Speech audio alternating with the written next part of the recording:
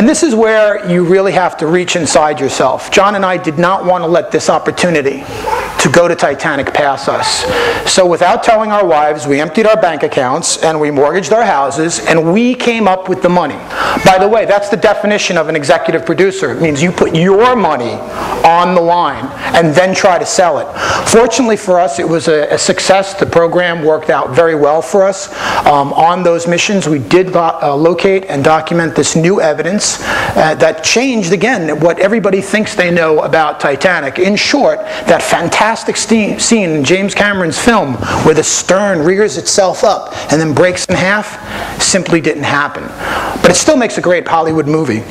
So we had this documentary. We won an award for it, an Emmy Award for Titanic's final moments, and we were off on our way.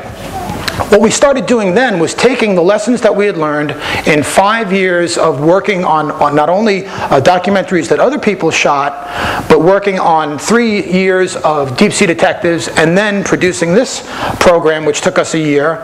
And we started to use vessels like this, the Mir submersibles. Now, when we're talking about camera systems, this is probably the ultimate camera system. It doesn't get any bigger than this, because the Mir submersible is basically a submarine that's capable of diving to almost 3 miles. You have hydraulic systems to help propulsion, you have life support systems, and of course, probably the most important, you've got high-definition camera systems. This would be the first time that we would use the Woods Hole camera systems.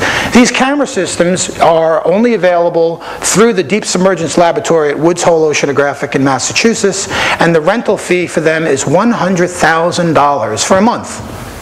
And you can rent their camera systems. You can see the camera system right there. I've got a couple of photographs of it. And again, these missions take place, 2 Mir submersibles go in the water at a time. Each has a crew of 3. And as you can see, you're going to spend 12 hours in a 3-meter, actually 2-meter sphere, and you better like the guys you're going to be with, because you're going to be very close to them for a long period of time. Every inch of the submersible is filled with equipment that you need to not only survive an increasingly hostile environment 2.5 miles down, but more importantly, get those images. You know, as a little kid, one of the things that inspired me to go diving was when I was about 8 years old, I watched on my black and white television as Neil Armstrong stepped out of the lunar lander onto the moon. And like every other kid my age who was watching that on television, I wanted to be an astronaut. And I think each of us know that as a diver, in a way, we are astronauts. We're aquanauts. We're weightless. We're in a hostile environment. Well, when you climb into this Mir submersible, and they pick you up and they start to swing you out over the edge, and you look out through that little port and you see all these people lining the deck, and then they lower you down. All you want to see is the water pass by the front of that port. It takes 2.5 hours to get down to the bottom, and that leaves you a long time to reflect. One of the little stories I like to tell is I was with the late Ralph White, who was a cinematographer. He shot all of the underwater footage for James Cameron on Titanic that was used in the Titanic film. He had 36 dives, and if each dive's 12 hours, do the math. He was underwater on Titanic longer than the Captain Smith, the actual captain of Titanic, was on it when it was sailing. So he was with me, and it was very daunting, because here is a guy who's got so much time on Titanic. He's my dive buddy. We have Anatoly, who is our pilot. And as we're going down in the submersible, there's always these stories that pilots and other submariners tell to the new guy. It's like you realize that the pressure outside is so great that if anything goes wrong, bang, you're going to be dead. I'm like, yeah, I know, Ralph, I know. So as we get close to the bottom, we start to slow again, 2.5 hours. As we get down to the bottom, all of a sudden, things start turning on. We're turning on the lights, we're slowing down the propulsion system, we're wiring up the cameras, and then Anatoly tells me, look out the porthole. By the way, he's Russian. Look out the porthole, the bottom is coming. So I lean my face down into that port, and I'm waiting to see the bottom of the Atlantic. I mean, you think about it, I've been diving most of my adult life, and here I am, 2.5 miles to the bottom of the Atlantic Ocean, minutes away from seeing what is arguably the greatest shipwreck in the world. It's a big moment for me. So I'm leaning up against the port, and all of a sudden, there is a stream of ice-cold water hits me right in the back of the neck. I jump up, and I bang my head, and I turn around, and there's Ralph White with a water pistol. So this is what really goes on behind the scenes in these kind of moments. Now, Titanic was a fantastic experience. Obviously, we were using systems that most people will never get an opportunity to do. What I want to focus the next 60 minutes on is telling you things about that you can do. These are 2 documentary films that we made, one in 2006 and one this year in 2009. They were both on what I consider to be the Mount Everest of shipwreck diving, which is Britannic. Britannic is the sister ship, one of 3 of Titanic's class, which was the Olympic class liners. There was the Olympic, which served 30 years and was sold for scrap. There was Titanic, which sank on her maiden voyage. And there was Britannic, which sank in the Kiev Channel after hitting a German mine in World War I.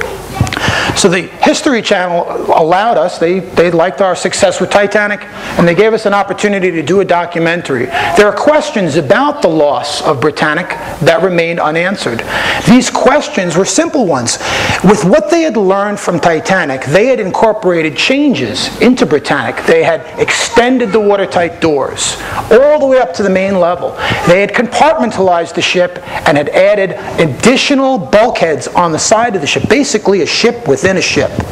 They would never say it after Titanic, but they felt that they had created a ship that was now truly unsinkable. Yet, in World War I, when the Britannic struck a German mine in the Kiev Channel, she sank twice as fast. Fortunately, she did not have wounded soldiers on board. As you can see, she was determined to be a hospital ship which was traveling empty. She had only 800 doctors, nurses, and crew on board. And the crew, the only crew that died, believe it or not, were in a case of panic when they launched their lifeboat, and their lifeboat was drawn into the still-moving propellers and was chopped into pieces. So believe it or not, none of them would have died in the sinking if they had just waited a few more minutes for the engines to stop. So to do this expedition, what we had to do was do our homework. You never go out to a site and not do your homework. Britannic was going to be a daunting task. At 1,000 feet long and lying down at 400 feet of water, this was going to be a very, very difficult dive. To compound the fact that it's a difficult dive, it's located in the Kiev Channel, right off the island of Kiev in Greece in the Aegean.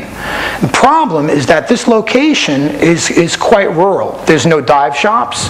There are no dive boats.